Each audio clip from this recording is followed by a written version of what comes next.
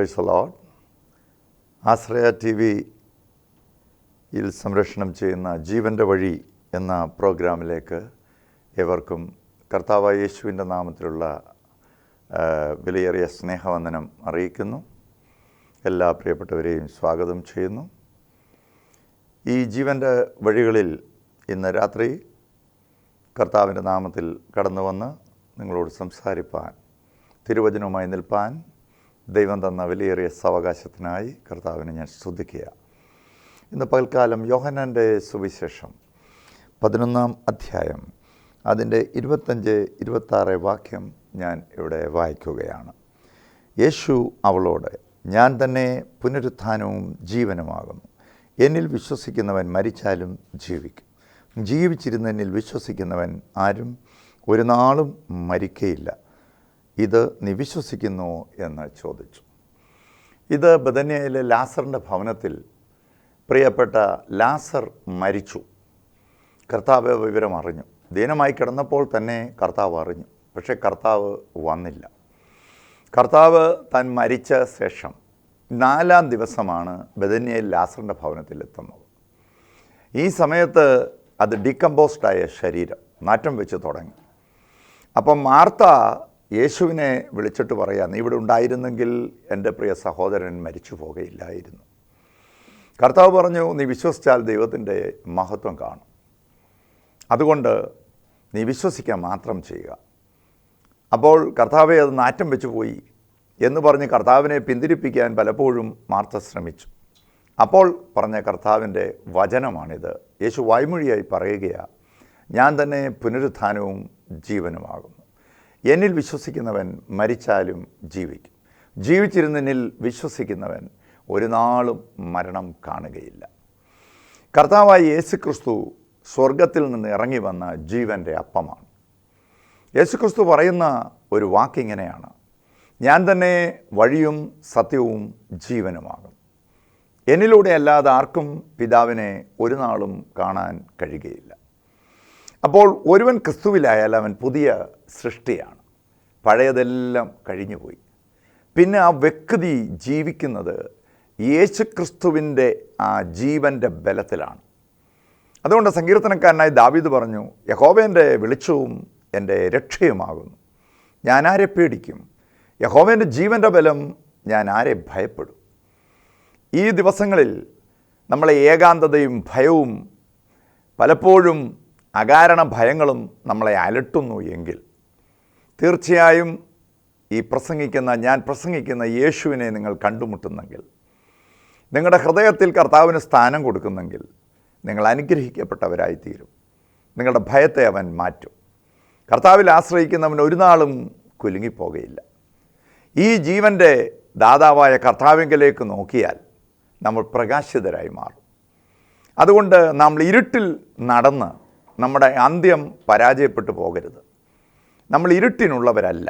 ഒരുവൻ ക്രിസ്തുവിലായാൽ അവൻ വെളിച്ചത്തിൻ്റെ പൈതലായിത്തീരും. അതിന് ഏറ്റവും വലിയൊരു മാർഗം കർത്താവായ യേശുക്രിസ്തു കാണിച്ചു തന്നിരിക്കും. ബൈബിളിലെ കീവേഡ് അതാണ്, പ്രധാനപ്പെട്ട വാക്യം. തൻ്റെ ഏകജാതനായ പുത്രനെ വിശ്വസിക്കുന്ന ഏവനും നശിച്ചു പോകാതെ നിത്യജീവൻ പ്രാപിക്കേണ്ടതിന് അവനെ നൽകുവാൻ തക്കവണ്ണം ദൈവം ലോകത്തെ സ്നേഹിച്ചു. അപ്പം ദൈവം നാം ജനിക്കും മുമ്പേ, അമ്മയുടെ ഉദരത്തിൽ ഉരുവാകുന്നതിന് മുമ്പേ, ലോകസ്ഥാപനത്തിന് മുമ്പേ ഈ മാനവരാശിയുടെ പാപം തൻ്റെ മേൽ ചുമന്നുകൊണ്ട് കാൽവറി ക്രൂശിൽ നമുക്ക് വേണ്ടി പാപപരിഹാര ബലിയായി കർത്താവ് മരിച്ചു. കർത്താവ് 3-ാം ദിവസം ഉയർത്തെഴുന്നേറ്റു. 40 ദിവസം ഭൂമിയിൽ പ്രത്യക്ഷനായി അത്ഭുത അടയാളങ്ങൾ ചെയ്തു. സ്വർഗാരോഹണം ചെയ്ത് പിതാവിൻ്റെ വലതുഭാഗത്ത് നമുക്ക് വേണ്ടി പക്ഷപാതം ചെയ്തുകൊണ്ടിരിക്കുക. അതുകൊണ്ട് നമ്മുടെ കഷ്ടപ്പാടുകൾ, പരീക്ഷകൾ വരുമ്പോൾ ഒരിക്കലും നമ്മൾ തളർന്നു പോകരുത്. കർത്താവും പാപമൊഴികെ സർവ്വത്തിലും നമുക്ക് തുല്യമായി പരീക്ഷിക്കപ്പെട്ടവനാണ്. നമുക്കുള്ള ശ്രേഷ്ഠ മഹാപുരോഹിതൻ യേശുക്രിസ്തുവാണ്. കർത്താവ് ഇനിയും തനിക്കായി കാത്തിരിക്കുന്ന വിശുദ്ധന്മാർക്ക് വേണ്ടി പാപം കൂടാതെ പ്രത്യക്ഷനാകാൻ പോവുകയാണ്. ഈ കാണുന്ന ഭൂമിയും ആകാശവും എല്ലാം മാറിപ്പോകും. പുതിയ ആകാശവും പുതിയ ഭൂമിയും നമ്മൾ കാണാൻ പോകുകയാണ്. ആ ഇളകാത്ത രാജ്യത്തിലേക്ക് കർത്താവ് നമ്മളെ കൊണ്ടുപോവുകയാണ്. അപ്പോൾ കർത്താവിനെ കൈക്കൊള്ളാനുള്ള മാർഗമെന്ന് പറഞ്ഞാൽ ഒരുവൻ കർത്താവിനെ ഹൃദയം കൊണ്ട് വിശ്വസിക്കുകയും വായ് കൊണ്ട് ഏറ്റുപറയുകയും ചെയ്യുമ്പോൾ അവൻ രക്ഷിക്കപ്പെടും. അപ്പം നീതിക്കായി നമ്മൾ ഹൃദയം കൊണ്ട് വിശ്വസിക്കുകയും രക്ഷയ്ക്കായി വായ് കൊണ്ട് നമ്മൾ ഏറ്റുപറയുകയും ചെയ്യണം. ചിലർ ഏറ്റുപറയുകയില്ല. പള്ളിഭ്രഷ്ടരാകാതിരിപ്പാൻ ഭയം കൊണ്ട്, ഈ ആത്മീയ ജീവിതത്തെ ഭയന്ന്, വീട്ടുകാരെ ഭയന്ന്, നാട്ടുകാരെ ഭയന്ന്, ബന്ധുക്കളെ ഭയന്ന് ഏറ്റുപറയാത്ത ഒത്തിരി വ്യക്തികളെ നമുക്ക് ഭൂമിയിൽ കാണാൻ കഴിയും. അവർ രഹസ്യവിശ്വാസികളായി തുടരുകയാണ്. ഈ പള്ളിഭ്രഷ്ടരാകാതിരിപ്പാൻ പലരും യേശുവിൽ വിശ്വസിച്ചെങ്കിലും അവർ ഏറ്റുപറഞ്ഞില്ല. അവിടെ തിരുവചനത്തിൽ യോഹന്നാന്റെ സുവിശേഷം 12-ാം അധ്യായം 42-ൽ കാണുന്നത്, അവർ ദൈവത്തിൻ്റെ മാനത്തേക്കാൾ മനുഷ്യൻ്റെ മാനം വിലയേറിയത് എന്ന് എണ്ണി. നാം ഈ ദിവസങ്ങളിൽ ശ്രദ്ധിക്കേണ്ടത് മനുഷ്യൻ്റെ മാനമല്ല വലുത്, ദൈവത്തിൻ്റെ മാനമാണ് ഏറ്റവും ശ്രേഷ്ഠം. കാരണം നമ്മുടെ കർത്താവായ യേശുക്രിസ്തു സത്യദൈവവും നിത്യജീവനുമാണ്. ഈ നിത്യജീവൻ്റെ പ്രമാണം പാപത്തിൻ്റെ പ്രമാണത്തിൽ നിന്നും അടിമത്തത്തിൽ നിന്നും നമുക്ക് പൂർണ്ണ വിടുതൽ തരുന്നതാണ്. അതുകൊണ്ട് ഈ ദിവസങ്ങളിൽ നമ്മുടെ ശരീരം കൊണ്ട് ദൈവത്തെ മഹത്വപ്പെടുത്തി യേശുക്രിസ്തുവിനെ രക്ഷകനായി സ്വീകരിച്ച് മുൻപോട്ട് ജീവിതത്തിൽ കാൽച്ചുവടുകൾ വെച്ചാൽ നമ്മൾ അനുഗ്രഹിക്കപ്പെട്ടവരായി തീരും.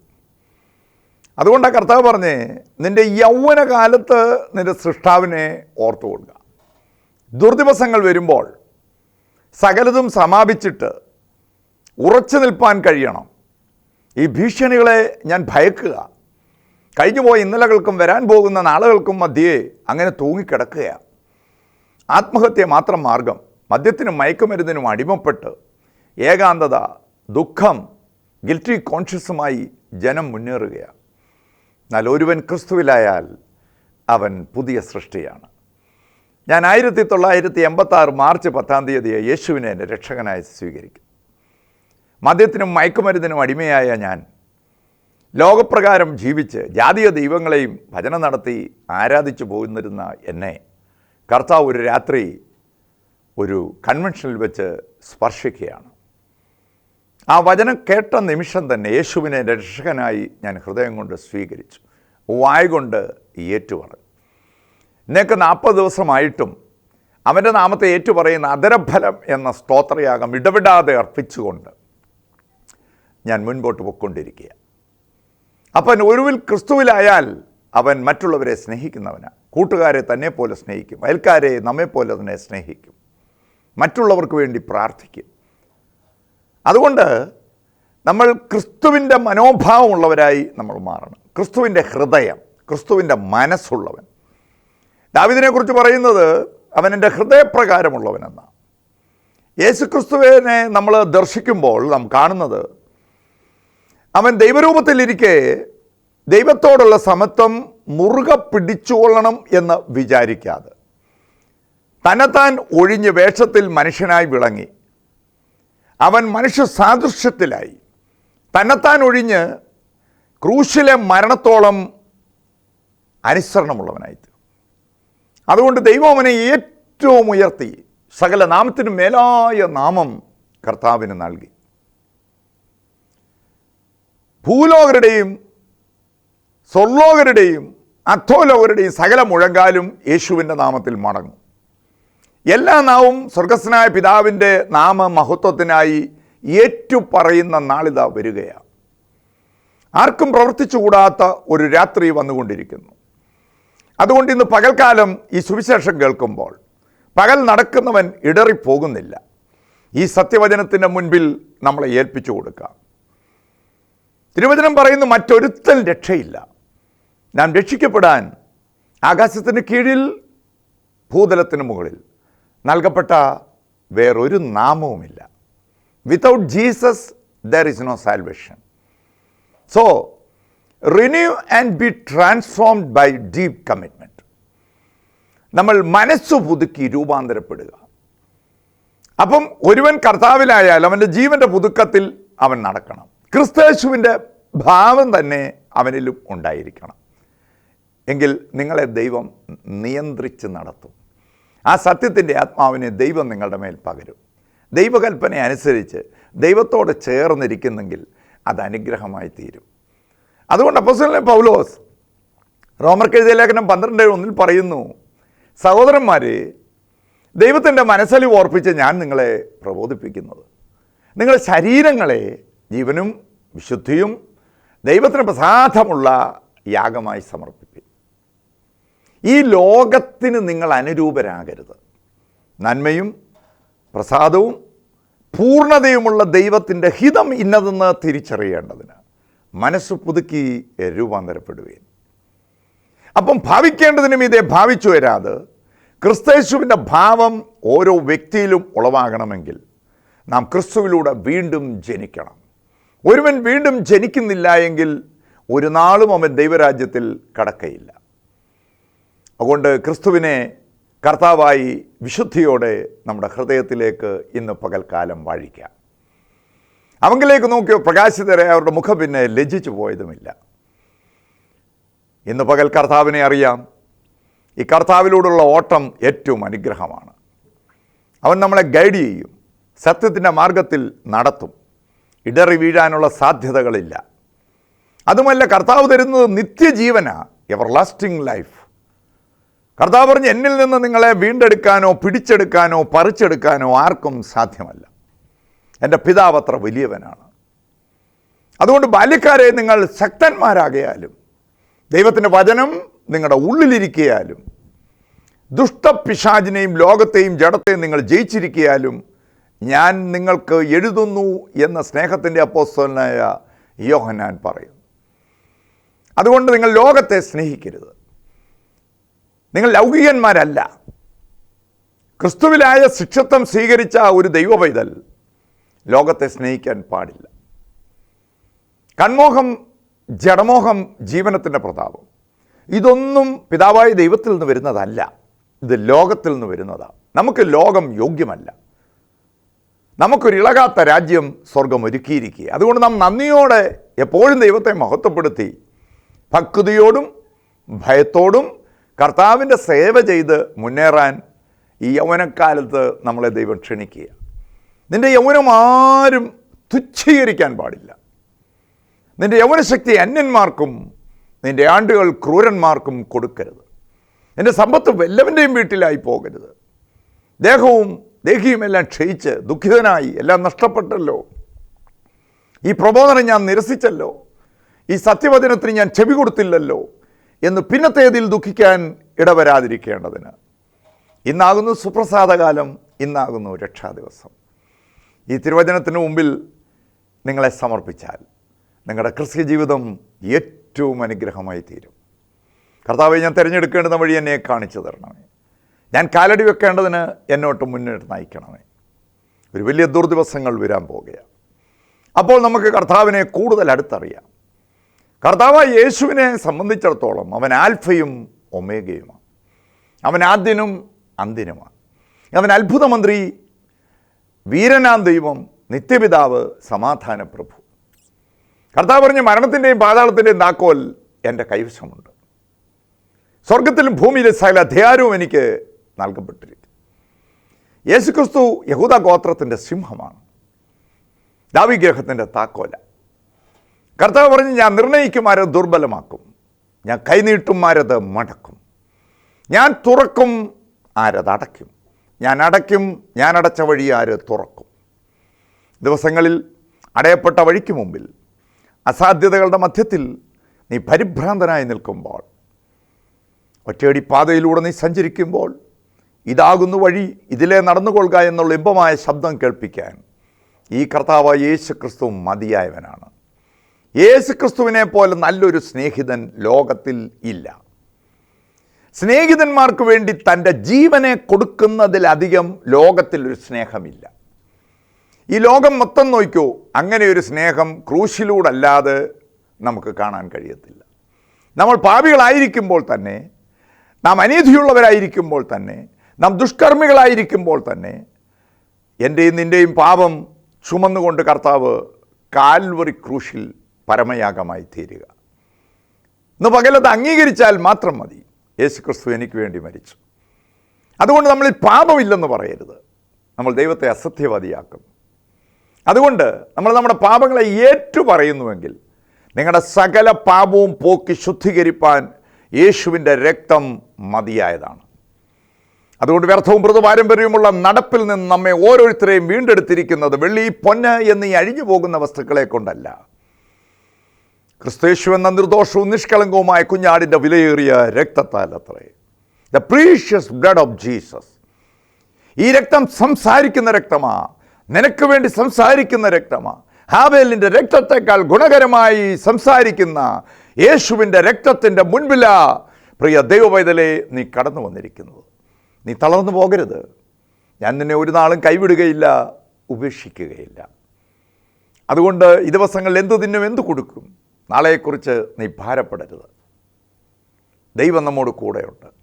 കർത്താവ് ലോകാവസാനത്തോളം എല്ലാ നാളും ഞാൻ നിങ്ങളുടെ കൂടെയുണ്ട്. നിങ്ങളുടെ ഹൃദയം കലങ്ങിപ്പോകരുത്. എന്നിലും എൻ്റെ പിതാവിലും വിശ്വസിപ്പിക്കും. അതുകൊണ്ട് ഇന്ന് ഭയത്തോടിരിക്കുന്ന ആരെങ്കിലും എന്നെ ശ്രവിക്കുന്നെങ്കിൽ ഈ നിമിഷം തന്നെ കർത്താവ് നിന്നെ സൗഖ്യമാക്കാൻ പോകുകയാണ്. ഭയപ്പെടേണ്ടതിന് ദാസ്യത്തിൻ്റെ ആത്മാവിനെ അല്ല യേശു ക്രിസ്തു നമുക്ക് തരുന്നത്, അബ്ബാ പിതാവേ എന്ന് വിളിക്കുന്ന പുത്രത്വത്തിൻ്റെ ആത്മാവിനെ തന്നെ. അതുകൊണ്ട് ദൈവം എനിക്ക് തോന്നുന്നു ഞാൻ പേടിക്കുകയില്ല. മനുഷ്യൻ എന്നോട് എന്ത് ചെയ്യും എന്നെ കേൾക്കുന്ന എല്ലാവരും ഉറക്കെ പറയണം. ഈ ലോകം മദ്യത്തിനും മയക്കുമരുന്നിനും അടിമപ്പെട്ട് യൗവനക്കാർ ദിശ തെറ്റിപ്പോവുകയാണ്, നിരീശ്വരവാദികളായി പോവുകയാണ്. നാമോ അവരുടെ കൂട്ടത്തിലുള്ളവരല്ല. നാം യേശുവിനെ കണ്ടുമുട്ടുന്നവരാണ്. ഈ ക്രിസ്തുവിൻ്റെ സ്നേഹത്തിൽ നമ്മളെ അകറ്റിക്കളയാൻ ഒരു ശക്തിക്കും സാധ്യമല്ല. കഷ്ടത വന്നെന്നിരിക്കാം, പട്ടിണി വന്നെന്നിരിക്കാം, നഗ്നത വന്നെന്നിരിക്കാം, പീഡനം വന്നെന്നിരിക്കാം.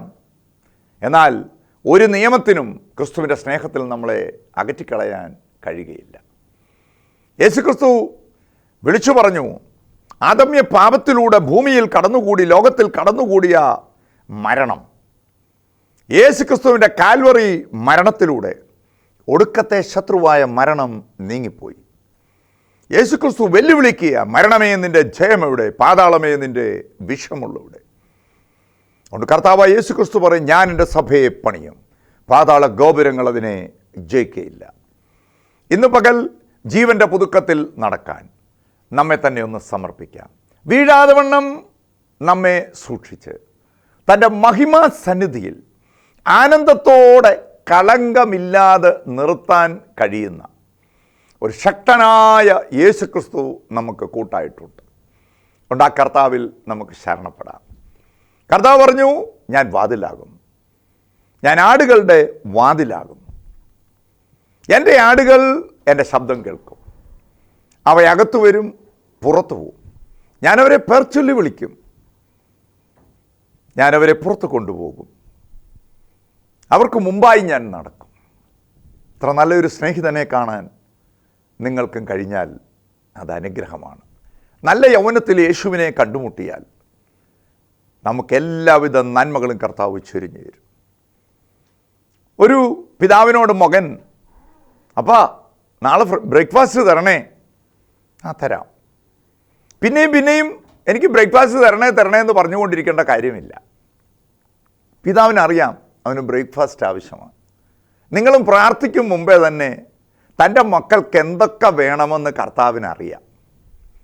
അതുകൊണ്ട് നാളെക്കുറിച്ച് വിചാരപ്പെടാതെ ബാലസിംഹങ്ങളും ഇരകിട്ടാതെ വിശന്നിരിക്കും. യഹോവയെ അന്വേഷിക്കുന്നവർക്കോ ഒരു നന്മയ്ക്കും മുടക്കം വരികയില്ല. ക്ഷാമകാലത്ത് നമ്മെ ക്ഷേമമായി പോറ്റും. കർത്താവിൻ്റെ ആത്മാവ് പറയുകയാ, ദാവീദിലൂടെ പറയുന്നു, ഞാൻ ബാലനായിരുന്നു, ഇപ്പോൾ ഞാൻ വൃദ്ധനായി തീർന്നു.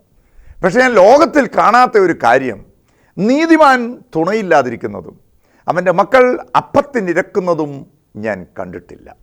അതുകൊണ്ട് നിങ്ങൾ ജാതികളെപ്പോലെ ജൽപ്പനം ചെയ്യരുത്. എന്തു തിന്നും, എന്ത് കുടിക്കും, എന്ത് ധരിക്കും എന്നിവയല്ല വിഷയം. ജീവനേക്കാൾ നമ്മൾ ജീവനാണ് വലുത്. ശരീരത്തേക്കാൾ ജീവനും വസ്ത്രത്തേക്കാൾ ശരീരവും എത്ര ശ്രേഷ്ഠമാണ്. അതുകൊണ്ട് ഈ ദിവസങ്ങളിൽ കാക്കയെ നോക്കുവീനവ വിതയ്ക്കുന്നില്ല, കൊയ്യുന്നില്ല, കളപ്പുര കൂട്ടുന്നില്ല, സ്വർഗസ്നായ പിതാവ് അവരെ പോറ്റുകയാണ്. അതുകൊണ്ട് കർത്താവ് എല്ലാം അറിയുകയാണ്. കർത്താവ് ഈ ഐഹിക ശുശ്രൂഷ കാലത്ത് തൻ്റെ ശിഷ്യന്മാരുമായി പോകുമ്പോൾ ആരോടും എനിക്ക് വേണ്ടി ഒന്ന് പ്രാർത്ഥിക്കാൻ കർത്താവ് പറഞ്ഞില്ല. ഗത്സമനായിൽ പ്രാണവേദനയിലായിരിക്കുമ്പോഴും കർത്താവ് പറഞ്ഞില്ല എനിക്ക് വേണ്ടി ഒന്ന് പ്രാർത്ഥിക്കണമെന്ന്. കർത്താവ് അപ്പോഴും ശിഷ്യന്മാരോട് പറഞ്ഞൊരു കാര്യമുണ്ട്, നിങ്ങൾ പരീക്ഷയിൽ അകപ്പെടാതിരിപ്പാൻ ഉണർന്നിരുന്ന് പ്രാർത്ഥിക്കണം. കർത്താവ് കാൽവറി ക്രൂശുമായി അങ്ങനെ യെരുശലേം വീഥികളിലൂടെ യാത്ര ചെയ്യുമ്പോൾ, കാൽവറിയിലേക്ക് ഗാൽഗൊഥായിലേക്ക് തലയോടിടത്തിലേക്ക് യാത്ര ചെയ്യുമ്പോൾ സ്ത്രീകളെല്ലാം വാവിട്ട് നിലവിളിക്കുക, നെഞ്ചത്തടിച്ച് കരയുക. അവർ യേശുവിനെ അനുഭവിച്ചിട്ടുണ്ട്. എന്നാൽ കർത്താവ് പറയും, സിയോൻ പുത്രിമാരെ, നിങ്ങൾ എന്നെ ചൊല്ലിക്കരയണ്ട, നിങ്ങളെയും നിങ്ങളുടെ മക്കളെയും ചൊല്ലിക്കരവീൻ. ഈ ക്രിസ്തേശുവിൻ്റെ ഭാവം തന്നെ നമ്മിൽ ഉളവായി വന്നേ പറ്റൂ. അപ്പോൾ പാപത്തോട് പോരാടുന്നതിൽ പ്രാണത്യാഗത്തോളം എതിർക്കാനുള്ള കൃപ ഉയരത്തിൽ നിന്ന് കർത്താവ് നമുക്ക് നൽകിത്തരും. ജഡാഭിലാഷം ആത്മാഭിലാഷത്തിനും ആത്മാഭിലാഷം ജഡാഭിലാഷത്തിനും വിരോധമല്ലോ. ഇവ രണ്ടും പ്രതികൂലമായി നിൽക്കുന്ന രണ്ട് ധ്രുവങ്ങളിലാണ്. അതുകൊണ്ട് നമ്മൾ ആത്മാവിനെ അനുസരിച്ച് നടപ്പീൻ എങ്കിൽ ജഡത്തിൻ്റെ ഇഷ്ടം നമ്മളിൽ ഒരിക്കലും നിവർത്തിക്കപ്പെടുകയില്ല. അതുകൊണ്ട് ശരീരം കൊണ്ട് ദൈവത്തെ നമ്മൾ മഹത്വപ്പെടുത്തണം. ഈ അവയവങ്ങൾ കൊണ്ട് ദൈവത്തെ മഹത്വപ്പെടുത്തണം. യോഹന്നാൻ സ്നാപകൻ പ്രസംഗിക്കുമ്പോൾ കടന്നു പോകുന്ന യേശുവിനെ നോക്കി പറയുന്ന, ഇതാ ലോകത്തിൻ്റെ പാപം ചുമക്കുന്ന ദൈവത്തിൻ്റെ കുഞ്ഞാട്. യേശുക്രിസ്തു പറഞ്ഞ ലോകത്തിൻ്റെ വെളിച്ചമാണ്. എന്നാൽ ചരിത്രങ്ങളിലും നേപ്പാളിൽ പല പുസ്തകങ്ങളിലും ഞാൻ വായിച്ചിട്ടുണ്ട്, ശ്രീബുദ്ധൻ ഏഷ്യൻ ഭൂഖണ്ഡത്തിൻ്റെ വെളിച്ചമാണ്. എന്നാൽ യേശുക്രിസ്തു അങ്ങനെയല്ല, ലോകത്തിൻ്റെ വെളിച്ചമാണ്. ഇനിയും കർത്താവ് ഒരുക്കുന്ന ആ പണിയപ്പെടുന്ന പുത്തനാം യെരുശലേമിൽ സൂര്യനില്ല, ചന്ദ്രനില്ല, നക്ഷത്രമില്ല, സമുദ്രമില്ല. കർത്താവാണ് അതിൻ്റെ വെളിച്ചം. വെളിച്ചം ആദിയിലുണ്ടായിരുന്നു. ദൈവം വെളിച്ചമാണ്. അവൻ്റെ മക്കൾ വെളിച്ചത്തിൽ നടക്കണം. അതുകൊണ്ട് നമ്മൾ ഇരുട്ടിൻ്റെ നിഷ്ഫല പ്രവൃത്തികളെ വെടിഞ്ഞു കളഞ്ഞ് വിശുദ്ധിയോടെ നിൽക്കാൻ ദൈവം നമ്മളെ പ്രാപ്തരാക്കാൻ പോകുകയാണ്. അപ്പോൾ കർത്താവിലേക്ക് നമ്മുടെ നോട്ടം ഒന്ന് കേന്ദ്രീകരിക്കാം. ആ ജീവൻ്റെ പുതുക്കത്തിൽ നടക്കാൻ നമ്മെ തന്നെ ഒന്ന് സമർപ്പിക്കാം. അങ്ങനെ കർത്താവിനെ കഴിഞ്ഞ നാളുകളിൽ എനിക്ക് കണ്ടുമുട്ടുവാനിടയായി. കൂട്ടുകാരനെ ഒത്തിരി ചതിച്ചിട്ടുണ്ട്. കൂട്ടുകാരിൽ കൂടെയൊക്കെ അല്ലേ ഞാൻ വീട് വിട്ട് ഇറങ്ങിപ്പോയിട്ടുണ്ട്. എന്നാൽ എല്ലാം വിട്ട് യേശുവിനെ കണ്ടുമുട്ടിയപ്പോൾ യേശുവിൻ്റെ കൂടെ ചേർന്ന് നടക്കാൻ അവൻ എന്നെ പഠിപ്പിച്ചു. നോഹ ദൈവത്തോട് കൂടെ നടന്നു വന്ന, അബ്രഹാം ദൈവത്തോട് കൂടെ നടന്നു, ഹനോക്ക് ദൈവത്തോട് കൂടെ നടന്നു. നമ്മളെ സ്നേഹിതന്മാരാക്കുവാൻ, നമ്മളെ കൂടെ നടത്തുവാൻ ദൈവം ശക്തനാണ്. നമ്മളും കർത്താവിനോട് കൂടെ നടക്കണം. എമോസിലേക്ക് പോയ ശിഷ്യന്മാർ താഴ്ചയിലേക്കും പിന്മാറ്റത്തിലേക്കും യെരുശലേം വിട്ട് എമോസിലേക്ക് പോയ ശിഷ്യന്മാരോടൊപ്പം യേശുക്രിസ്തു അദൃശ്യനായി പോവുകയാണ്. അവർക്ക് മനസ്സിലായില്ല കർത്താവിനെ. അവരുടെ കണ്ണുകളെ നിരോധിച്ച് കളഞ്ഞു. എന്നാൽ കർത്താവ് അവരോട് വചനം പറഞ്ഞുകൊണ്ടിരിക്കുമ്പോൾ അവരുടെ ഉള്ളം കത്തിക്കൊണ്ടിരുന്നു. ഇന്ന് പകലും നിൻ്റെ ഉള്ളത്തെ കർത്താവ് കത്തിക്കാൻ പോകുകയാണ്. നിൻ്റെ രോഗം എന്തായിരുന്നാലും ഇന്ന് പകൽക്കാലം യേശുവിൻ്റെ നാമത്തിൽ നീ സൗഖ്യം പ്രാപിക്കും.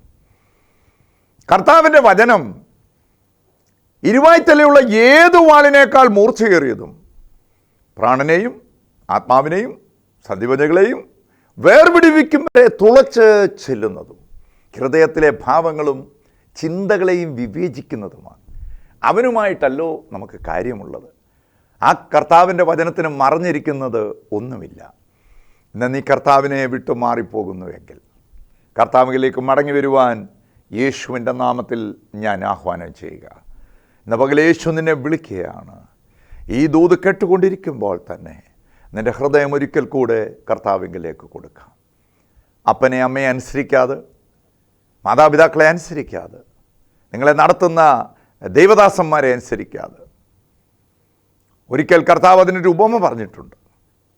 ഒരപ്പന് 2 മക്കളുണ്ടായിരുന്നു. ഇളയ മകൻ അപ്പനോട് പറഞ്ഞു, എൻ്റെ സമ്പത്തെല്ലാം എനിക്ക് താ. ആ സമ്പത്തെല്ലാം എഴുതി അവന് കൊടുത്തു.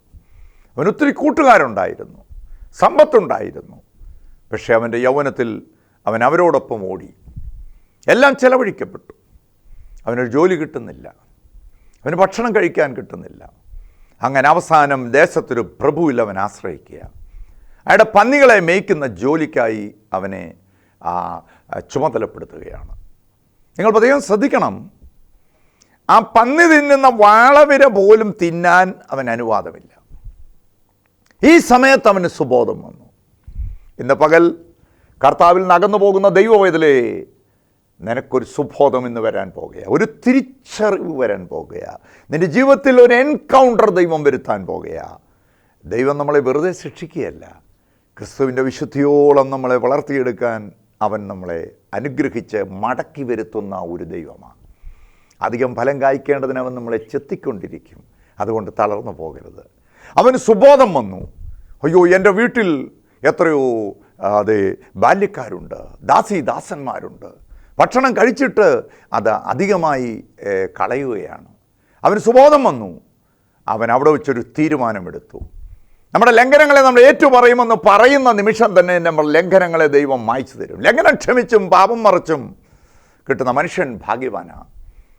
ഹൃദയത്തിൽ കപടമില്ലാത്ത മനുഷ്യൻ ഭാഗ്യവാനാണ്. അവൻ അപ്പൻ്റെ അടുക്കലേക്ക് മടങ്ങി വന്നു. അബ്ബാ പിതാവേ, സ്വർഗത്തോടും നിന്നോടും ഞാൻ പാപം ചെയ്തിരിക്കുന്നു. നമുക്കിന്നൊരു മടങ്ങി വരാം. പിതാവ് കാത്തിരിക്കുക, നിൻ്റെ യേശു നിന്നെ കാത്തിരിക്കുക. നീ ഇന്ന് പിന്മാറിപ്പോകുകയാണോ? കർത്താവിൽ നിന്ന് അകന്നു പോകുകയാണോ?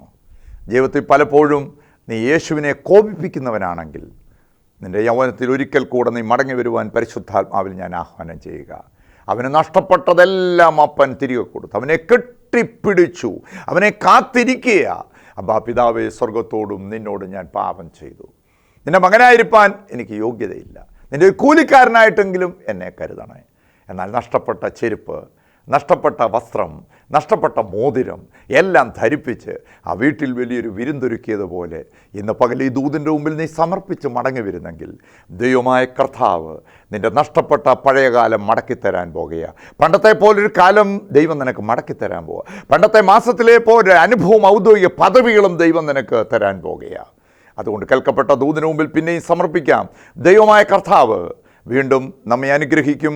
ഈ പരമ്പര വീണ്ടും തുടരാൻ പോകുകയാണ്. കേൾക്കപ്പെട്ട ദൂതിന് മുമ്പിൽ നമ്മെ സമർപ്പിക്കാം. ഈ വചനത്താൽ പരിശുദ്ധാത്മാവ് നമ്മെ ഐശ്വര്യമായി അനുഗ്രഹിക്കട്ടെ.